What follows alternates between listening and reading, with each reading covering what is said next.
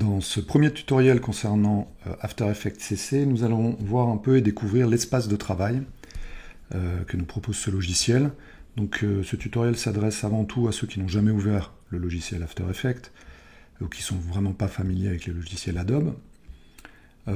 Pour ceux qui ne sont pas concernés, vous pouvez passer directement au tutoriel suivant. Voilà, alors le logiciel Adobe After Effects est un logiciel qui permet de faire du trucage vidéo.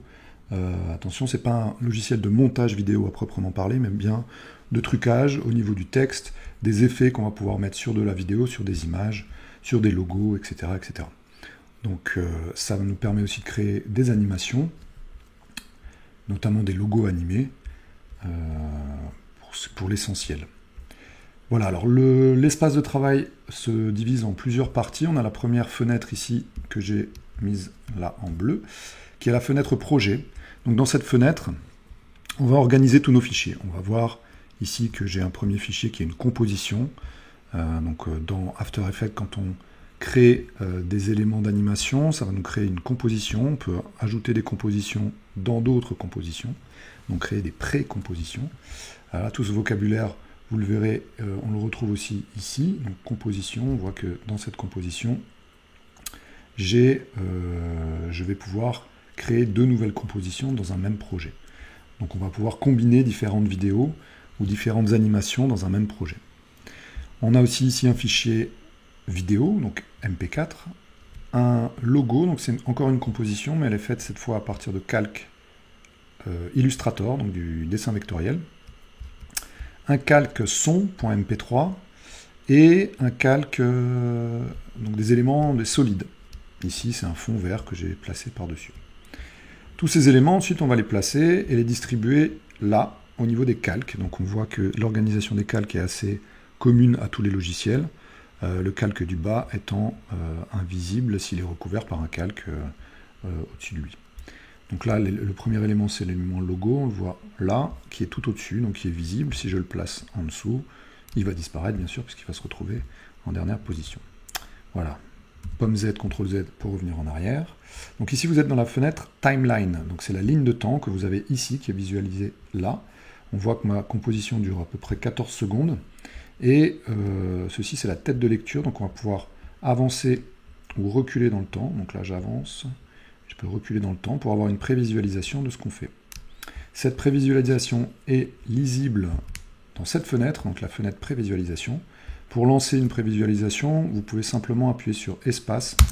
Et quand vous appuyez sur Espace, voilà, la lecture commence. Vous pouvez réappuyer sur Espace pour arrêter cette lecture. Vous pouvez revenir aussi au départ, donc soit prendre la tête de lecture et la bouger. Sinon, vous avez ici une fenêtre prévisualisation qui vous permet de contrôler un petit peu votre tête de lecture. Là, je la remets au point de départ, donc à 0 secondes. Donc dans cette partie-là, dans cette fenêtre-là, vous avez plusieurs éléments. Là, j'ai la prévisualisation, les infos sur l'élément qui est sélectionné, l'audio, donc on peut régler les paramètres audio, les effets, les différents effets que je vais pouvoir appliquer sur mes images ou sur mes vidéos, etc. etc. Donc ça, c'est vraiment à vous d'organiser. Vous pouvez déplacer les éléments les uns sous les autres. Si vous manquez des fenêtres, vous pouvez aller directement les chercher dans Fenêtres ici, et vous avez toute la liste des fenêtres disponibles. Quand vous allez utiliser des outils, donc dans la palette d'outils qui se situe ici, en haut à gauche, par exemple si je sélectionne l'outil texte, dès que je sélectionne l'outil texte, il va m'ouvrir la fenêtre caractère. Donc ça va me permettre de gérer un petit peu tous les paramètres de mon texte. Donc dans cette barre d'outils, dans cette palette d'outils, vous allez avoir des outils qui vont vous servir le plus, donc la flèche bien sûr pour déplacer des éléments. Donc si je me pose sur mon logo, que je le visualise un petit peu, je peux bien sûr avec cette flèche prendre mon logo et le déplacer. Bien sûr si je le déplace, toute mon animation va changer. La main qui vous permet de déplacer l'écran, donc cette main vous l'avez aussi au niveau accessibilité quand vous êtes dans l'écran de prévisualisation avec l'espace, on clique, on glisse, donc on peut déplacer son écran. La loupe qui nous sert à zoomer, bien sûr. Pour zoomer ou dézoomer, vous avez aussi ici la possibilité de savoir à combien de pourcents vous êtes. Vous avez aussi l'outil rotation, l'outil caméra, l'outil point d'ancrage, déplacement des points d'ancrage, les outils forme, Donc ça c'est assez proche de ce qu'on peut voir dans d'autres logiciels, le rectangle, etc. etc.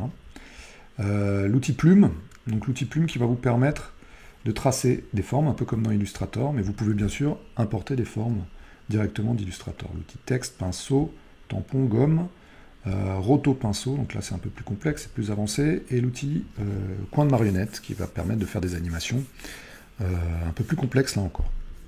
Voilà pour ce qui est de la présentation du logiciel, en tout cas de l'espace de travail de ce logiciel. Dans la prochaine vidéo, on va voir comment ouvrir un projet, créer une nouvelle composition et débuter tranquillement un projet dans After Effects.